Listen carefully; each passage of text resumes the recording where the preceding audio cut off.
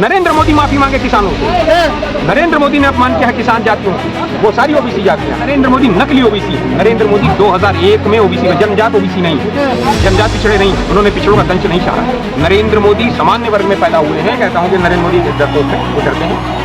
देखिए जो व्यक्ति तानाशाह होता है वह नृत्य पीता है नहीं पीता और नफरत की फायदे नहीं पीता, इसीलिए वो अपने खिलाफ एक भी आवाज़ को, एक भी प्रश्न को दबाने की कोशिश करता है, क्योंकि तानाशाह करते हैं। नरेंद्र मोदी नहीं आएंगे।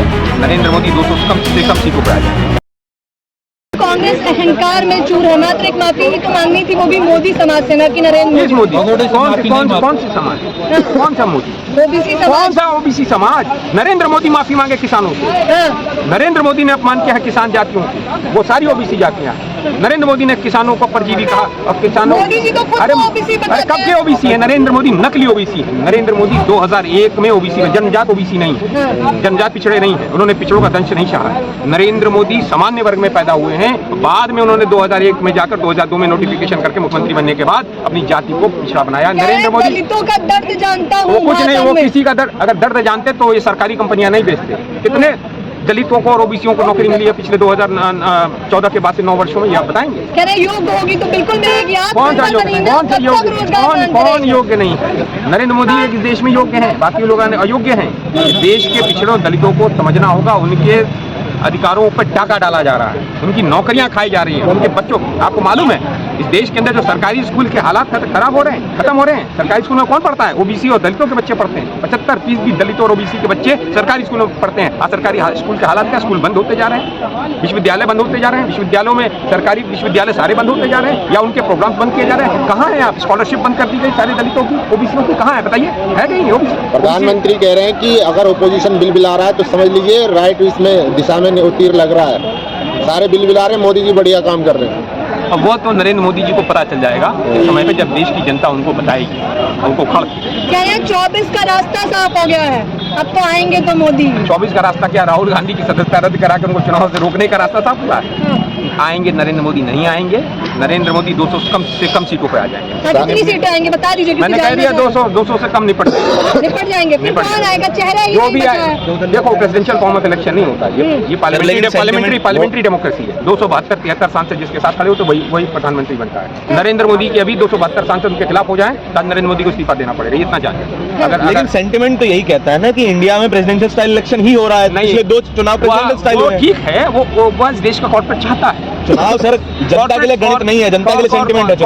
कॉर्पोरेट यही चाहता है। लेकिन आपको जानना चाहिए कि इस बार जिस तरीके से लोगों के बीच में हम लोग जा रहे हैं, किसान आंदोलन ने जिस तरीके से एक मूवमेंट बनाया है, अब लोग जो है नरेंद्र मोदी के खिलाफ कहाँ बोलता था कोई 2020 के पहले, याद है आपको? लेकिन किसान आंदोलन खड़े होकर बोला कि हमारी जमीनें छीनने वाले। लेकिन उसके बाद भी चुनाव जीते। चुनाव कहाँ जीते? चुनाव वह कुछ जगहों पर गड़बड़ी करके जीते। उनकी सीटें कितनी कम हुई? कम हुई कि नहीं हुई? कांग्रेस ही कौन सी बढ़ गई इस बार? देखिए भारत जोड़ो यात्रा के बाद 3 राज्यों में चुनाव हुए, 10 का आंकड़ा पार नहीं कर पाए। तीनों राज्य मिला के। कौन से?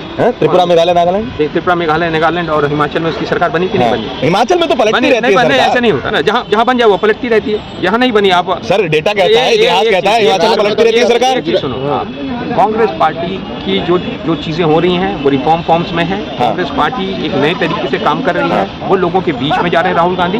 अब एक नया मूवमेंट बन रहा है, नई कांग्रेस खड़ी है। लेकिन सर सरकार नई कांग्रेस बन जाए, रिन्यू हो जाए, राहुल गांधी दोबारा लॉन्च हो जाए, लेकिन सरकार तो बनानी पड़ेगी ना। कह रहे कितनी बार लॉन्च करेंगे राहुल गांधी को? कौन लॉन्च कर रहा है? कांग्रेस यात्रा में होगा एक और बार? नहीं, देखो लॉन्च की बात 14 हारे 19 हारे, तमाम स्टेट के इलेक्शन आ रहे हैं। 14 हार गए, 19 हार गए, चलो ठीक है, आपकी बात मान ली। 2014 और 19 से बाद 2024 में जब इलेक्शन होगा, 2020 के बाद से मुझसे याद मिल लेना फिर से 24 में जब रिजल्ट आएगा कि नरेंद्र मोदी की क्या हालात है। नरेंद्र मोदी कांग्रेस विवादित टिप्पणियां कहती है, स्मृति ईरानी ने डायन बोल दिया। डायन बोल दिया श्रीनिवास जी ने।